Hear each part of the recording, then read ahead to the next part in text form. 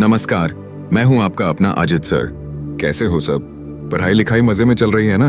अरे मुझे पता है, कई बार भूगोल के टॉपिक्स थोड़े भारी लग जाते हैं, है ना? लेकिन बच्चों, अजित सर है तो डर किस बात का। आज हम भूगोल के एक ऐसे चैप्टर की खटिया खड्डी करने वाले हैं जो बड़ा दिलचस्प है। कभी सोचा है ये जमीन जैसी दिखती है वैसी क्यों नहीं रहती? कभी ऊंची, कभी नीची, कभी गड्ढे, कभी पहाड़। अरे भाई, ये जमीन भी तो वर्कआउट करती है, और इसके वर्कआउट के पीछे कुछ प्रोसेस काम करते हैं जिन्हें हम कहते हैं जियोमॉर्फिक प्रोसेस। ये प्रोसेस दो तरह के होते हैं, एक जो धरती के अंदर से शक्ति लगाते हैं एंडोजेनिक, और दूसरे जो बाहर से काम करते हैं एक्सोजेनिक। आज हम मिलेंगे हमारे एक्सोजेनिक प्रोसेस वालों से। ये वो खिलाड़ी हैं जो धरती की ऊपरी सतह पर काम करते हैं, हवा, पानी, बर्फ और हाँ, गुरुत्वाकर्षण भी। तो क्या आप तैयार हैं इन बाहरी शक्तियों का कमाल देखने के लिए? अपनी सीट की पट्टी बांध लो, क्योंकि अजित सर की क्लास शुरू होने वाली है और आज हम जानेंगे मैस वेस्टिंग, ग्लेशियल लैंडफॉर्म्स और ग्राउंड वाटर के कमाल के बारे में। भाग 1, मैस वेस्टिंग, जब जमीन फिसलने लगे। तो बच्चों, हमारे पहले एक्सोजेनिक खिलाड़ी का नाम है मास वेस्टिंग। नाम से क्या लगता है? मास मतलब मात्रा, वेस्टिंग मतलब बर्बाद होना।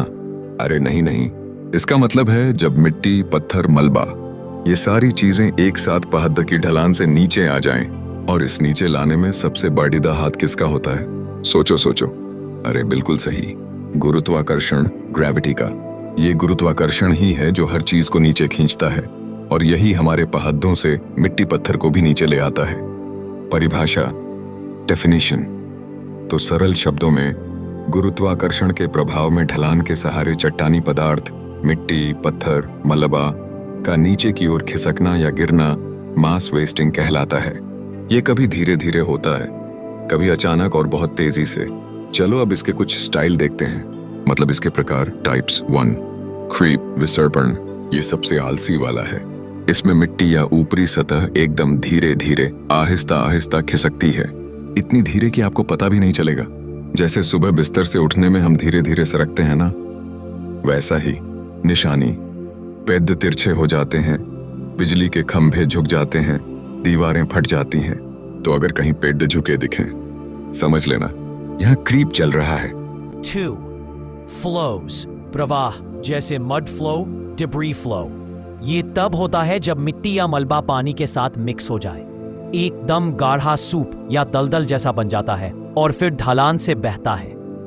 मड फ्लो, कीचड़ प्रवाह, जब ज्यादातर कीचड़ हो, जैसे बारिश के बाद पहाड़ पर कीचड़ का झरना बह रहा हो। डिब्री फ्लो, मलबा प्रवाह, जब कीचड़ के साथ बड़े बड़े पत्थर, पेड़, कारें अगर रास्ते में आ जाएं, सब बह जाए।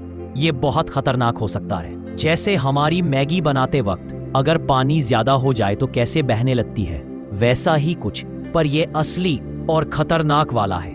3, स्लाइड्स, स्खलन। ये एकदम सरप्राइज अटैक है। इसमें चट्टान या मिट्टी का एक बड़ा हिस्सा अचानक ढलान के सहारे फिसल जाता है। जैसे स्कूल असेंबली में लाइन लगी हो और कोई धक्का दे दे तो एक साथ कई बच्चे गिर जाते हैं ना, वैसा ही लैंडस्लाइड, भूस्खलन। ये सबसे कॉमन है, अक्सर बारिश या भूकंप के बाद होता है। पहाड़ का एक बड़ा हिस्सा धड़ाम से नीचे। 4, फॉल्स, पतन, जैसे रॉक फॉल। ये तो एकदम ऊपर से टपके एकदम खड़ी ढलान से सीधे नीचे गिरते हैं। जैसे पेड़ से फल गिरता है ना, वैसे ही पहाड़ से पत्थर गिरते हैं। खतरा, पहाड़ों पर चलते समय या नीचे खड़े होने पर यह बहुत खतरनाक हो सकता है। तो देखा बच्चों, ये मैस वेस्टिंग गुरुत्वाकर्षण का खेल है, कभी धीमा कभी तेज, लेकिन हमारी जमीन का चेहरा बदलने वाला। भाग 2, ग्लेशियल लैंडफॉर्म्स, बर्फ के विशाल मूर्तिकार। अच्छा बच्चों, अब मिलते हैं हमारे दूसरे दमदार खिलाड़ी से। ये जनाब दिखते तो शांत हैं, एकदम सफेद सफेद, लेकिन ये असली पहाड़ों के बॉडी बिल्डर है। मैं बात कर रहा हूं ग्लेशियर की। ग्लेशियर यानी बर्फ की विशाल नदियां। ये धीरे धीरे सरकती हैं और अपने रास्ते में आने वाली हर चीज को पीस डालती है, उठा लेती है और फिर कहीं और जमा कर देती है। इनके काम से जो जमीन के रूप बनते हैं उन्हें ग्लेशियल लैंडफॉर्म्स कहते हैं। सबसे पहले, ये ग्लेशियर कितने तरह के होते हैं? Types of glacier. 1, valley glacier, घाटी ग्लेशियर। ये पहाड़ों की घाटियों में पाए जाते हैं, नदी जैसे दिखते हैं बस पानी की जगह बर्फ होती है। 2. कॉन्टिनेंटल ग्लेशियर, महाद्वीपीय ग्लेशियर। ये बहुत बड़े होते हैं, पूरे महाद्वीप या उसके बड़े हिस्से को ढक लेते हैं, जैसे अंटार्कटिका और ग्रीनलैंड पर है। अब देखते हैं कि ये ग्लेशियर पहाड़ों की कटिंग और डिजाइनिंग कैसे करते हैं। ग्लेशियल इरोशनल प्रोसेसेस, अपक्षय कटाव प्रक्रिया। ग्लेशियर चट्टानों को कैसे घिसते और तोड़ते हैं।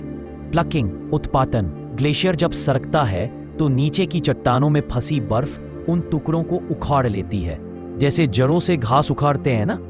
अब्रेजन, अपघर्षण। ग्लेशियर में पत्थर और मलबा फंसा होता है। जब यह सरकता है तो ये पत्थर नीचे की चट्टानों को रेगमाल की तरह घिसते हैं, एकदम चिकना कर देते हैं या उस पर स्क्रैच डाल देते हैं। इन कटिंग और घिसाई से जो जमीन के रूप बनते हैं उन्हें इरोशनल लैंडफॉर्म्स कहते हैं। 1. यू शेप्ड वैली, यू आकार की घाटी। नदियां वी आकार की घाटी बनाती हैं, लेकिन ग्लेशियर यू आकार की। ग्लेशियर अपनी चौड़ी और सपाट तली से घाटी को खरोंच देता है और किनारे खड़े कर देता है, जैसे चौड़ी सड़क बना दी हो पहाड़ में। 2. सर्क या हिमगह्वर, एक कुर्सी या कटोरे जैसी जगह। ये वो जगह है जहां ग्लेशियर पैदा होता है, जहां बर्फ जमा होनी शुरू होती है। सोचो, किसी राक्षस का सोफा पहाड़ पर। 3. ऑरेट, एरेट या तीक्ष्ण कटक। जब दो सर्क्स एक दूसरे की तरफ कटाई करते हैं तो उनके बीच एक पतली नुकीली धार जैसी पहाड़ी चोटी बन जाती है, एकदम चाकू की धार जैसी। 4. हॉर्न या गिरीशरंग, जब 3 या 4 सर्क एक साथ कटाई करते हैं तो बीच में एक पिरामिड जैसा या सींग जैसा पहाड़ बन जाता है, जैसे मैटरहॉर्न पहाड़, एकदम नुकीला सींग। अब कटाई तो हो गई, लेकिन जब ग्लेशियर पिघलते हैं तो अपना सारा सामान छोड़ जाते हैं। ग्लेशियल डेपोजिशनल प्रोसेसेस, निक्षेपण प्रक्रिया। जब बर्फ पिघलती है, ग्लेशियर अपने अंदर मिट्टी, पत्थर, चट्टान के टुकड़े भरकर चलते हैं। जब गर्म होकर पिघलते हैं, इस छोड़े हुए सामान से जो जमीन के रूप बनते हैं उन्हें डेपोजिशनल लैंडफॉर्म्स कहते हैं। 1. मोरेन्स, ये ग्लेशियर द्वारा जमा किए गए मलबा, पत्थर, बजरी की लाइनें होती हैं। सोचो, ग्लेशियर एक बड़ा ट्रक है और ये मोरेन उस ट्रक से गिरा हुआ सामान। लैटरल मोरेन, ग्लेशियर के किनारों पर जमा मलबा। मीडियल मोरेन, जब दो ग्लेशियर मिलते हैं तो उनके किनारों का मलबा बीच में मिलकर एक बीच की लाइन बना देता है। टर्मिनल मोरेन, जहां ग्लेशियर खत्म होता है उसके सामने जमा हुआ मलबा, जैसे कचरे का ढेर। 2. ड्रमलिन, ये अंडे के आकार के या उल्टी चम्मच जैसे टीले होते हैं। ये अक्सर ग्रुप्स में पाए जाते हैं, जैसे अंडों की टोकरी उल्टी कर दी हो। ये बताते हैं कि ग्लेशियर किस दिशा में बह रहा था। 3. एस्कर्स, एस्कर, बड़ी हुई संकरी और टेढ़ी मेढ़ी कटकक होती है जो बजरी और रेत से बनी होती है। ये तब बनती है जब ग्लेशियर के नीचे बनी बर्फ की सुरंगों में पानी बहता है और अपने साथ लाई मिट्टी बजरी जमा करता है। बर्फ पिघलने के बाद ये जमा हुआ पदार्थ रोड जैसा दिखाई देता है। तो देखा, हमारा बर्फीला दोस्त ग्लेशियर कितना बड़ा कलाकार है। पहाड़ों को काटता है, घिसता है और फिर अपना सामान छोड़कर नए आर्ट पीस बना देता है। भाग 3, वर्क ऑफ ग्राउंड वाटर, जमीन के नीचे का जादूगर। अब बच्चों, चलते हैं जमीन के अंदर की दुनिया में। यहाँ काम करता है हमारा अंडरग्राउंड जासूस, ग्राउंड वाटर, भूमिगत जल। ये वो पानी है जो जमीन के अंदर चट्टानों और मिट्टी के बीच जमा होता है और धीरे धीरे रिश्ता रहता है। ये जासूस बड़ा चतुर है। इसे एक खास तरह की चट्टान बहुत पसंद है, चूना पत्थर, लाइमस्टोन। जब भूमिगत जल चूना पत्थर के ऊपर से गुजरता है या उसमें से रिश्ता है तो ये उसे घोलना शुरू कर देता है। हाँ बच्चों, एकदम जैसे पानी में चीनी या नमक घुल जाता है, वैसे ही भूमिगत जल चूना पत्थर को कोल्ड ड्रिंक की तरह घोल देता है। इस घोलने की प्रक्रिया से जमीन के नीचे और ऊपर कई कमाल के रूप बनते हैं, जिन्हें हम कार्स्ट लैंडफॉर्म्स कहते हैं, क्योंकि चूना पत्थर वाले इलाके को कार्स्ट एरिया भी कहते हैं। चलो देखते हैं इस घोलने के जादू से क्या क्या बनता है। ए. इरोजनल लैंडफॉर्म्स, कटाव या घोलने से बने रूप। 1. सिंकहोल्स, सिंकहोल, ये जमीन पर बने गड्ढे होते हैं। सोचो, जमीन के नीचे पानी ने चूना पत्थर को घोला और एक खाली जगह बना दी। जब ऊपर का वजन उस खाली जगह पर पड़ा, धड़ाम, जमीन धंस गई। जैसे किसी ने नीचे से गलीचा खींच लिया हो। 2. डोलिन। ये सिंक होल से बड़े गड्ढे होते हैं। कई छोटे सिंक होल मिलकर एक बड़ा डोलिन बना सकते हैं। ये महागड्ढे होते हैं। 3. Caves and caverns. गुफाएं और कंदराएं। भूमिगत जल चट्टानों को अंदर से खोखला कर देता है, जिससे बनती है गुफाएं। कैवर्न तो बहुत बड़ी वाली गुफा होती है। जैसे चूहे बिल बनाते हैं ना, वैसे ही पानी ने पत्थरों के अंदर बिल बना दिए। 5. Karst lakes. कार्स्ट झीलें। जब कोई सिंकहोल या डोलिन पानी से भर जाए तो बन जाती है कार्स्ट झील। B. Depositional landforms. जमात से बने रूप। अच्छा बच्चों, अब सोचो, जब गुफा के अंदर छत से पानी टपकता है और वो पानी जिसमें चूना घोला हुआ है, जब पानी उड़ जाता है या सूख जाता है तो घुला हुआ चूना पत्थर वहीं जम जाता है। इस तरह जमने से जो कमाल की चीजें बनती है उन्हें डिपोजिशनल लैंडफॉर्म्स कहते हैं। 1. स्टैलेक्टाइट्स। ये छत से नीचे की ओर लटकते हुए बर्फ के गोले जैसे दिखते हैं। पानी ऊपर से टपका, चूना जमा होता गया और ये नीचे लटकन लगे। याद रखने की ट्रिक। C. For ceiling. छत। ये छत से लटकते हैं। 2. स्टैलेग्माइट्स। ये जमीन से ऊपर की ओर उगते हुए गाजर या छोटी पहाड़ी जैसे दिखते हैं। ऊपर से जो पानी टपका, उसमें से जो चूना जमीन पर गिरा वो यहां जमना शुरू हो गया और ये ऊपर उगने लगे। याद रखने की ट्रिक। G for ground. ये जमीन से उगते हैं। 3. केव पिलर्स। गुफा स्तंभ।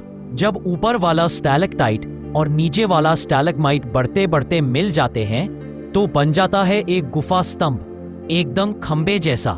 जैसे दो दोस्त हाथ मिला ले। तो देखा बच्चों, हमारा अंडरग्राउंड जासूस पानी भी कम कलाकार नहीं है। ये घोलता भी है और कमाल की कलाकृतियां बनाता भी है। निष्कर्ष और विदाई तो मेरे प्यारे दोस्तों, आज हमने देखे हमारी धरती के कुछ कमाल के बाहरी कलाकार, मैस वेस्टिंग, ग्लेशियर्स और ग्राउंड वाटर। हमने देखा कैसे गुरुत्वाकर्षण मिट्टी पत्थर को नीचे खींचता है, मैस वेस्टिंग कैसे विशाल बर्फ की नदियां पहाड़ों को काट छाट कर नए रूप देती है, ग्लेशियल लैंडफॉर्म्स, और कैसे जमीन के नीचे का पानी चूना पत्थर को घोलकर और जमाकर अद्भुत गुफाएं और आकृतियां बनाता है, ग्राउंड वाटर कास्ट लैंडफॉर्म्स। याद रखना बच्चों, हमारी धरती कोई रुकी हुई चीज नहीं है, ये हमेशा बदलती रहती है और ये सारे प्रोसेस मिलकर इसे नया रूप देते रहते हैं। उम्मीद है आपको ये सारे टॉपिक्स अजीत सर के स्टाइल में एकदम मक्खन जैसे समझ आ गए होंगे। अगर कोई डाउट है, कोई सवाल है तो नीचे कमेंट बॉक्स में पूछ डालो, अजीत सर सबको जवाब देंगे। ये वीडियो अच्छा लगा हो, मजा आया हो तो लाइक का बटन दबा देना। और हाँ, ऐसे ही मजेदार तरीके से सारे टॉपिक्स समझने के लिए चैनल को सब्सक्राइब करना बिल्कुल मत भूलना और घंटी वाला आइकन भी दबा देना ताकि अगला वीडियो मिस न हो। अगले वीडियो में मिलते हैं एक नए और धमाकेदार टॉपिक के साथ।